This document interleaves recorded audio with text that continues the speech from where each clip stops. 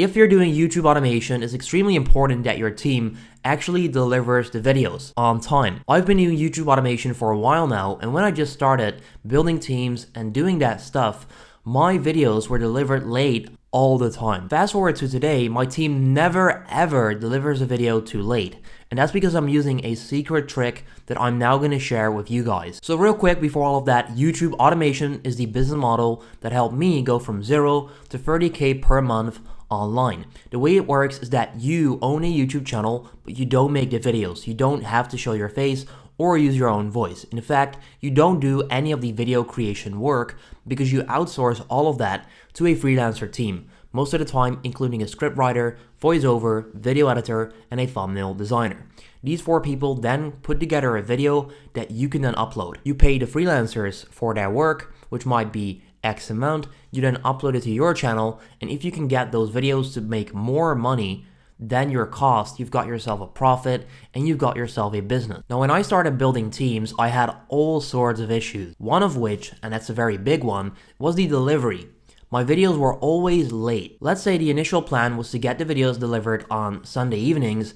Maybe at Tuesday mornings, I would finally receive my videos. Now that messed up my entire workflow because I had always planned in uploading on Monday. If I had no videos, obviously I wasn't able to actually schedule them. Then because I received the videos on Tuesday, the work that I was supposed to do on Tuesday now had to move somewhere else, and all of that messed up my entire schedule. I was simply just relying on my team to deliver on time, but often they didn't. Now, some of them gave all sorts of reasons as to why they could not deliver. Some of them may be true, some of them may be false. Anyway, I don't mind, I just want my videos on time. Now, after another late delivery, it hit me. They had no reason to deliver my videos on time. If they would deliver my videos on time, they would get paid. If they delivered the videos too late, they would get paid as well. Now, oftentimes, these freelancers also work for a lot of different clients. For example, my team, amazing people, by the way, I love you guys, are probably working for other people as well, doing scripts or voiceovers or video editing or whatever it may be. Now, that means that on a weekly basis, they've got a lot of different projects that they should deliver for. However, if you don't have any incentive to deliver your work either first, on time, at all, or whatever, obviously it's probably not gonna happen. So here's how I fixed that. I created priority for myself. At the time of late deliveries, I had no incentive for my team to deliver the videos to me on time. That means that I had no priority over their other clients. So they might do all of the other clients' work first, then do my work. Because of that, I would then get a late delivery. However, I had to switch that around and make myself their priority. Now, there are 2 ways you can do that.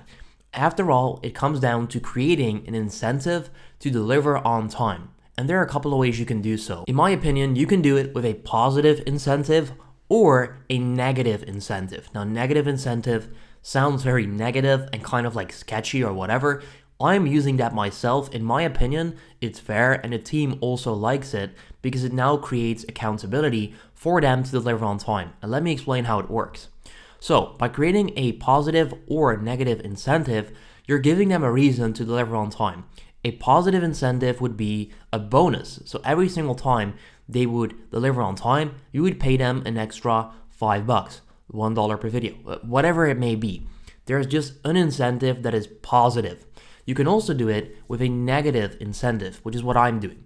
So the price I'm normally paying, I'll pay if they deliver on time. Because at the end of the day, we're working together. I've got a business to run.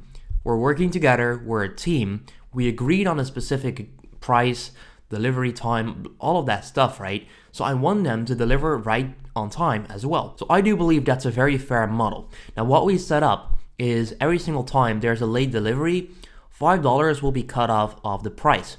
So if they deliver too late, I get a discount, which in my opinion is still fair. Now, the funny thing is, even though we've put that negative incentive in place, after doing so, I always have my videos on time. Maybe like out of like hundreds of uploads, maybe like five or so had a late delivery. So that cost like $25 in revenue for them. But honestly, that's not a lot because we've been doing hundreds of videos. So ever since switching that, creating that incentive, they deliver videos on time all the time. The reason for that is because I am now a priority in their business or in their freelancer work. Once again, if they have a lot of clients and they've got no incentive with these other people, simply by creating incentive for you yourself, you'll put yourself on number one priority with all of their clients, right? Because if they deliver too late for you, they won't get that bonus or they will get less money. So you've just created a priority for yourself. Now, this is something that I highly recommend you do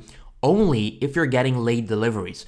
If your freelancer is always delivering on time already, then I wouldn't set this up, because in some sort of way, it makes the team know that you're not happy with it because you're delivering too late, which totally makes sense. That's totally not sketchy, or that's totally fair, I know. It's just that if there's no reason to do it, then don't do it, because obviously there's no reason.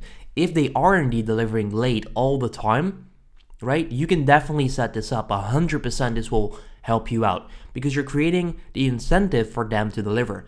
If you don't have any of this in place, there's no incentive to deliver on time. So hopefully this very simple but useful trick learned you how you can make yourself a priority to the freelancer so that you will always get work done on time. Now, if you're watching this and you don't have a team yet, the Automation First Academy is now open. You might have seen some stuff about it before, but the Automation First Academy is the academy that teaches you step by step how you can set up your own YouTube automation video team. The stuff I just explained is just a little tiny fraction of the stuff that you can learn in the Automation First Academy.